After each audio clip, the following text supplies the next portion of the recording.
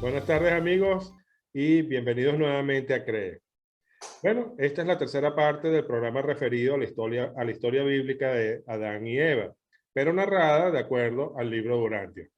Igualmente, como los dos programas anteriores, nuestro amigo Marcelino Ramírez nos va a explicar qué fue lo que ocurrió a partir de la caída del primer jardín del Edén, de la caída de Adán y Eva, y ese primer jardín del Edén. Y qué ocurrió posteriormente, tanto con Adán como con Eva, y en qué consistió el segundo jardín del Edén. Pues muy bien, Marcelino, pues adelante con el programa y vamos a completar esta interesantísima y dramática historia que fue Adán y Eva. Gracias, hermano. Nuevamente un abrazo muy fraterno desde Venezuela, desde Mérida, Venezuela, para todos los que nos siguen viendo y escuchando. Y gracias a Dios, por supuesto, y a ti, estimado Fernando. Sí, efectivamente, una vez que ocurre, como tú lo dices, esta tragedia en el primer jardín, entonces Adán, Eva y toda su comitiva, quienes le acompañaban, avanzan hacia un segundo jardín. Recordemos lo que comentamos en el programa anterior. El primer jardín estaba en una península, casi isla, en la ribera oriental del mar Mediterráneo, y ellos, después de esta caída, parten al segundo jardín, que está entre el Tigris y el Éufrates. Una vez que se instalan allí, con todas esas enormes dificultades, nace Abel, el primer hijo de Adán y Eva en el segundo jardín es Abel. Y las circunstancias eran nada fáciles allí en ese segundo jardín, producto de todos estos acontecimientos que se llevaron a cabo en el primer jardín, que ocurrieron en el primer jardín.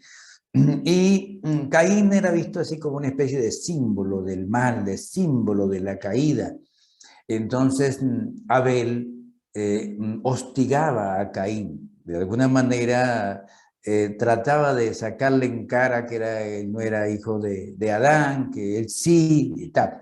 Y entonces en ese proceso pues hubo ese choque entre Caín y Abel, y inclusive en las mismas ofrendas, Caín ofrecía los frutos, Abel ofrecía animales, etcétera. Entonces Es había decir, esa... Abel era más bien como ganadero o criaba ganado y Caín era agricultor. Y ellos agricultor. ofrecían a Dios esa clase de sacrificio, frutos y ganado. Entiendo que era algo así. Claro, Eso no era un retraso, o sea, sí. estamos hablando de que son hijos de Adán y Eva y que Adán y Eva tienen plena conciencia de quiénes son, de dónde vienen. No creo que para Dios fuera necesario estar recibiendo sacrificios y ofrendas de ese estilo de parte de sus hijos. ¿Por qué crees que Caín y Abel y probablemente los demás hijos y familiares de Adán y Eva ofrecían sacrificios de ese estilo? ¿Qué sentido tenía para ellos hacer eso? Muy interesante esta pregunta, pero es la primera vez que me hacen esta pregunta. Y piensa Marcelino, pienso yo, que aunque no era algo tan indispensable para ellos y por supuesto para Adán y para Eva, probablemente pienso yo que eso se hacía de manera de que las razas primitivas tuvieran de alguna manera la posibilidad de un cierto intermedio. No olvidemos que en las razas primitivas, por ejemplo, el hombre neandertal llegó a que en un momento dado no salía la luna, se angustiaban porque no veían la luna, le ofrecían a los dioses sacrificios y llegaban y entonces mataban a un miembro de su familia. Y entonces se lo ofrecían a los dioses para que saliera la luna. Y no solamente mataban a los miembros de su familia, a un miembro familiar, sino que se lo comían, eran caníbales. Entonces, piensa Marcelino, pienso yo, que para algún un punto intermedio de estas razas primitivas, pues seguramente el ejemplo de este jardín podía motivar a ese punto intermedio. Más o menos el caso de Moisés, donde se sacrificaba el primer hijo, y entonces él pues, lo sustituyó por el animal, el caso de Moisés, siendo Moisés también bastante avanzado. Ya. Entonces, pues ese es el caso, ¿no? Pienso yo que pudiera Tú ser has eso para un tocado, tú has intermedio tocado un tema. de las razas primitivas. Vale, Marcelino, disculpa nuevamente que te interrumpa un poco, pero tocaste un tema que me parece, tangencialmente lo tocaste, que me parece, hace referencia al hombre neandertal. ¿A ti no te parece como muy curioso que el Homo sapiens sea la especie humana prevaleciente en este momento y haya surgido aproximadamente hace unos 35.000 años, justo después de la llegada de Adán y Eva? A mí me parece que están vinculados ambos eventos, que en cierta forma la elevación biológica que generaron Adán y Eva en el mundo trajo como consecuencia, esto ya sí es una interpretación personal mía, pero trajo como consecuencia esta especie humana que es el Homo sapiens, que es de la que todos formamos parte hoy en día, y que terminó, según dicen algunos antropólogos, extinguiendo la especie neandertal que era anterior, algo más primitivo. ¿Crees que pueda tener algo que ver o te parece que no tiene nada que ver? Pues pudiera tener algo que ver, pero muy probablemente no es así, Fernando, por el aspecto siguiente. El planeta pues es muy, muy grande en comparación con lo poco que pudo haber hecho el príncipe y también Adán y Eva en comparación con las razas que ya estaban esparcidas, ¿no? Entonces, habían focos o habían grupos raciales en distintos lugares que pienso yo que ni siquiera sabían de la existencia de Adán y Eva, Con ni el seguridad, príncipe, ¿no? obviamente. Entonces, quizás eso pues ha influido para ese tipo de osamenta, ese tipo de fósiles que han conseguido, ese tipo de cosas. Pero aunque hubo una degradación, se mantuvo una conexión muy importante porque los hijos que nacieron en el segundo jardín, Ujú. que fueron unos cuantos, efectivamente dieron fruto posterior, dieron fruto posterior. Bueno, continuando con lo de Caín y Abel, Sí, sí, efectivamente la hostilidad fue a tal punto que Caín precisamente llegó, como Caín era belicoso, por herencia, no olviden que estaba conectado con la raza de Nod, que era una raza rebelde, entonces llegó en un momento dado, rebosó la copa, fue tan extremo las ofensas de Abel, que, bueno, llegó a los extremos de matar a su hermano Abel. Caín mató a su hermano Abel, efectivamente lo mató. Y entonces, bueno, dice la Biblia, y Caín fue expulsado al oriente del Edén y fue y tomó mujer en tierra de Nod, ¿no? Dicen los bíblicos, pues en tierra de Nod es porque es tierra de destierro, no. Efectivamente, ahí habían estado la raza número 8, la raza octava, híbrida entre superhumanos y humanos, y tenía como líder Nod, se conocía esas tierras como las tierras de Nod, y por eso él fue y se casó con una descendiente de esa raza de Nod, una tal, creo que la Nora, y Caín se convirtió, se transformó, llegó una chispa divina a él, un ajustador divino, y él hizo de alguna manera un trabajo como lo que anhelaba Serapatatia y con lo que anhelaba Eva. Y precisamente los seguidores de Caín ujú. comenzaron a rendirle culto a la madre Eva, y de ese culto se transformó en el culto a la madre de Dios. Y los miembros de ese culto en la época de Jesús que comenzaron a conectarse con el mundo cristiano, los convertidos del culto a la Madre de Dios fueron los que comenzaron a hacer el culto a María, la Madre de Jesús. Es interesante esa parte, los seguidores de Caín. Es muy interesante y tiene mucho Sí, sentido. O sea, que tiene el mucho culto a sentido. María Sí. venga del culto a diosas que venían desde muchos milenios atrás, realmente. Claro, Y así tiene es. mucho sentido que ese culto se iniciara con el culto a Eva, a la madre de Caín. Eso es cierto. Así es. Bueno, Así lo que es. sí es claro es que ni Caín era tan malo, ni Abel era tan bueno, a la hora de la verdad. O sea, porque creo que Abel llevó a Caín al extremo de la paciencia hasta el punto de que, bueno, realmente cometió un acto monstruoso como fue matar a su propio hermano en un momento, obviamente, de rabia y de descontrol. ¿Qué dice el libro Durantia con respecto a esa situación? ¿Cómo quedó eso desde el punto de vista de la familia?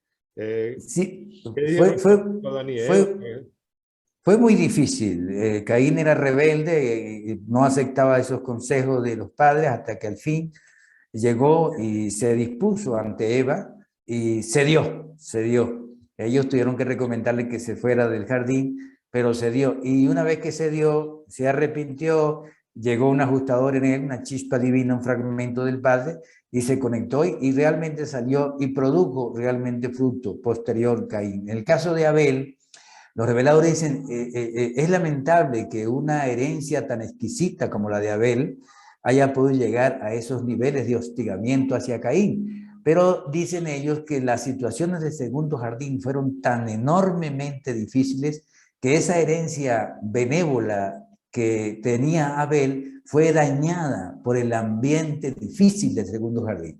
Dicen ellos que una buena herencia, que un buen ambiente difícilmente hace algo positivo por una mala herencia, pero que una buena herencia puede ser dañada por un ambiente negativo o un ambiente desfavorable. Ellos comentan esa parte. No, sí, tiene mucho sentido también ese comentario que ellos hacen. Dime algo. El segundo jardín ocurre en tierras mesopotámicas, en lo que es actualmente Irak. Eso los descendientes de Adán y Eva dieron origen a esa cultura tan antigua, a esa civilización tan antigua que fueron los persas y anteriores a ellos. ¿Eso es así? Sí, sí, por supuesto, los sumerios, Los los sumerios. sumerios, ellos dieron origen a eso. Precisamente los descendientes de Adán y Eva, especialmente los descendientes de ese segundo jardín, efectivamente se unieron con los descendientes de la octava raza, la raza de Enoch. Los adanitas y los noditas dieron una raza muy, pero muy favorable. No se cataloga como una raza única, pero sí la novena raza que fue Adán y Eva se catalogan como la novena raza, somos la combinación de 9 razas, se une la raza número 9 con la raza número 8, o sea, los adanitas con los noditas, y se produce una especie humana muy favorable que se llaman los anditas. Los anditas es la combinación de los adanitas con los noditas, pero también otros miembros de la raza Sanji, que se denominaron las razas de color, se conocieron como las razas Sanji, hace medio millón de años. La misma raza de Andoni Fonta, que todavía quedaban algunos vestigios por ahí, se unen, y algunos de estos miembros superiores se unen a la raza de Adán, de la Eva, y precisamente también a la raza de Enoch. Entonces, estos anditas, que eran mayormente adanitas y noditas, logran convertirse en militaristas, en conquistadores. Incluso se comenta que hace unos 12.000 años una expedición andita vino desde el Japón y fue de isla en isla hasta llegar a la isla de Pascua, se conectó en Chile y pasó a Perú y fueron los iniciadores de la civilización de los incas en Perú. Dice que tiene en Sudamérica una pizca de la sangre de Adán y Eva por eso, porque efectivamente América no fue habitada sino muchísimo, vamos a decir, fue habitada mucho después del príncipe planetario, por supuesto antes de Adán y Eva, pero fue habitada hace unos 85.000 años por el hombre rojo y vestigios de algunas razas que pasaron a través del estrecho de Bering. Ese estrecho de Bering efectivamente se hundía y volvía a surgir y quedó hundido y quedaron ellos aislados. O sea, hubo 2 razas que no se beneficiaron por la sangre de Adán y Eva. Muy poco o prácticamente no se beneficiaron. La raza índiga o negra que se internó en el centro de África y la raza roja, con vestigios de algunas otras que se internó en Norteamérica. Esa raza roja con otras. La raza amarilla se desplazó hacia el oriente, hacia China, hacia esa zona.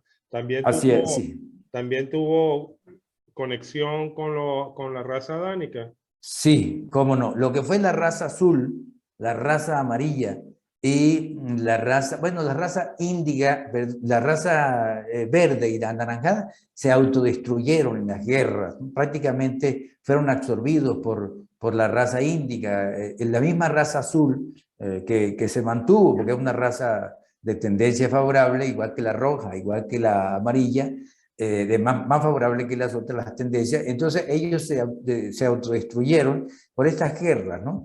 Sin embargo, quedan todavía algunos vestigios más o menos reconocibles, en el caso de la raza amarilla, como los chinos, la raza roja, como los comanches, los pieles rojas norteamericanos, y por supuesto la raza índica, negra, y vestigios de otras razas, pero dicen los reveladores que no hay raza pura, que hay mucha mezcla, unos negros o los índigos están muy mezclados. De manera pues de que hicieron a Adán y Eva un gran trabajo después de esto.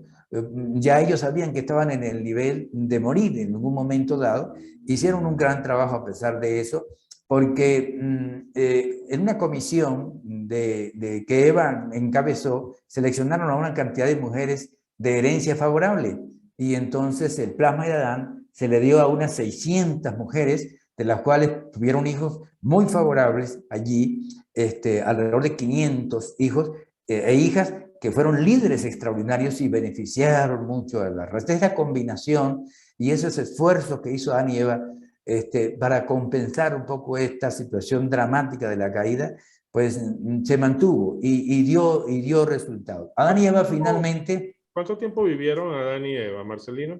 Exactamente, hermano. Gracias por esa pregunta porque venía exactamente para eso. Está coincidiendo conmigo en la intención del detalle. Finalmente, Adán y Eva, porque ese cuerpo se podía reparar, el cuerpo que fue construido para Adán y Eva similar al humano, pero que era un cuerpo alto, porque era de 2,5 metros, se le hacían reparaciones, pero se volvía a dañar las reparaciones, pues le fueron ganando terreno las fallas a las reparaciones y finalmente, pero de todas maneras se mantuvo. Eva murió por un problema en el corazón a los 511 años y Adán murió ya de vejez, ¿no? Ya de que las reparaciones no daban mucho resultado a su cuerpo. Y murió a los 530 años, ¿no? De manera pues de que ese fue el tiempo. Los reveladores dicen que eso, la edad de Matusalén y todo eso de 900, que eso fueron realmente unos 70, 80 años, porque fue que se confundieron los días del año con los meses, porque los meses, es decir, el mes de 28 días, el mes de 30 días, no, es más o menos reciente. Entonces se confundió el año con los meses, y por eso no eran años, sino meses, cuando habla de Matusalén. Pero Adán y Eva sí duraron ese tiempo, 530 años Adán y 511 Eva. Adán y Eva fueron enterrados en el centro donde estaba el templo al Padre Universal en el segundo jardín, y por eso la costumbre de enterrar a algunos líderes religiosos en los templos, ¿no? Por esa costumbre de haber enterrado a Adán y Eva. Finalmente Adán y Eva se consideró que su falta no había sido un pecado. A ellos les llegó un mensaje que les daba esperanza de poder resucitar, y efectivamente se hizo una resurrección especial y resucitaron a los muy pocos días de haber fallecido, y hoy día Adán y Eva es uno de los miembros de los 24 consejeros. Los 24 consejeros, aquellos 24 ancianos que vio Juan, el evangelista, en el Apocalipsis con togas, con batas blancas.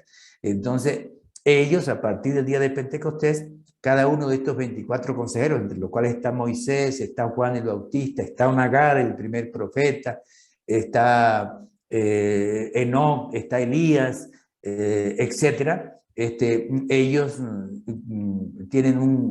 son gobernadores general por un periodo de 100 años. Cada 100 años cambian de gobernador general. Y está también Adán y Eva.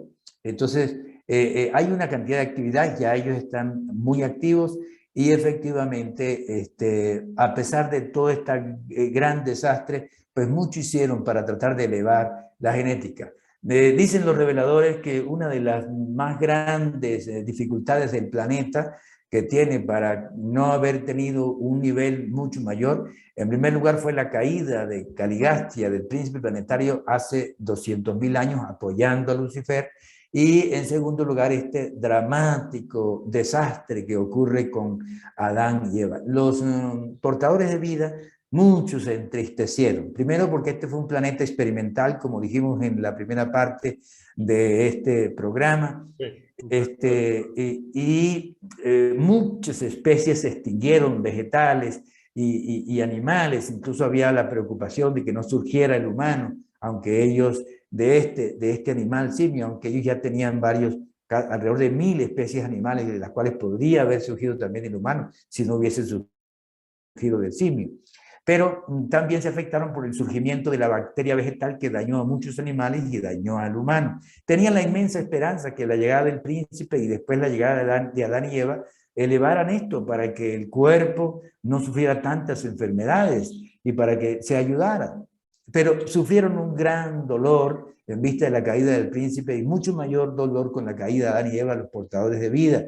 Entonces nuestro planeta tiene estas dos graves situaciones que han hecho que siga retrasado. El planeta está retrasado, dicen ellos, aproximadamente una dispensación o algo más de una dispensación. Cuando uno promedia las 3 épocas que se han cerrado, la primera cuando vino el príncipe, la segunda cuando vino Adán y Eva, y la tercera cuando vino el Hijo Creador en Jesús, pues da un promedio de 330.000 años. Imagínense, el planeta tiene más de 300.000 años de atraso, pero tenemos en este momento el Espíritu del Hijo Creador derramado en Jesús, que desde el día de Pentecostés nos cubre a todos. Y efectivamente esa triple presencia divina que está en nosotros nos debe ayudar a seguir adelante en estos caminos, estimado Fernando. Vale. Pues muy bien, Marcelino. Pues muy agradecido. Hemos llegado, amigos, al final de esta entrevista. Bueno, consideren que la historia bíblica es una historia que se hizo a partir de narraciones que tienen, a partir de narración oral que tienen miles y miles de años, pues alrededor de 38.000 años que ocurrió todo este evento de Adán y Eva. Por supuesto, a nivel del Antiguo Testamento, pues contemplan algunas cosas que sí corresponden con la realidad y hay algunas otras que, al menos desde nuestro punto de vista como lectores del libro de Urantia, pues son más bien algo de fantasía. Y lo interesante del libro de Urantia es que aclara muchas cosas, aclara muchísimas cosas y creo que hace la historia mucho más intensa en todo lo que representó para la humanidad y mucho más instructiva para nosotros como seres humanos. Pues bien, Marcelino, muchas gracias por tu participación. Les digo a todos, el siguiente programa va a tratar, ya te voy a dar la palabra, el siguiente programa va a tratar sobre el padre Melquisedec o el sabio de Salem o el rey de Salem, quien fue a su vez maestro nada más y nada menos que de Abraham, este gran patriarca israelí. Y seguramente después de Melquisedec hablaremos de Moisés. Pues Marcelino, ya te dejo para unas últimas palabras ya de despedida. ¿Cómo no, hermano? Mire, de verdad, aun cuando hemos comentado de estas dos grandes tragedias, que precisamente fue la caída del príncipe y la caída de Adán y Eva, quiero decirles a ustedes, estimado hermano hindú, budista, judío, maometano, cristiano, bautizado no, que es nuestro hermano y nuestra hermana, que tenemos que tener mucha esperanza y mucha fuerza. Dentro de cada una de nuestras mentes está un fragmento divino del Padre. Nos cubre desde el día de Pentecostés el Espíritu del Hijo Creador derramado en Jesús, el Espíritu de la verdad. Y fluye dentro de nosotros el Espíritu materno, el Espíritu Santo, con 7 espíritus ayudantes de la mente. Además de eso, hay un equipo celeste de ángeles que están alrededor nuestro. Este maravilloso y extraordinario equipo celeste está con cada uno de ustedes, cristianos o no cristianos, y de verdad tengan la seguridad que tenemos que tener esa confianza para salir adelante en todas estas dificultades en nuestra vida personal. Que Dios y sus ángeles no encuentren obstáculos para llenarles a usted y por supuesto a ti, y Fernando, y a tu familia y a todas nuestras familias de todas sus grandiosas bendiciones. Muchas gracias a Dios y gracias a ti, Fernando, por esto. Bueno, pues muchas gracias y los esperamos en nuestro próximo programa. Como ya les dije, trataremos el tema de Melquisedec y posteriormente Moisés. Hasta la próxima.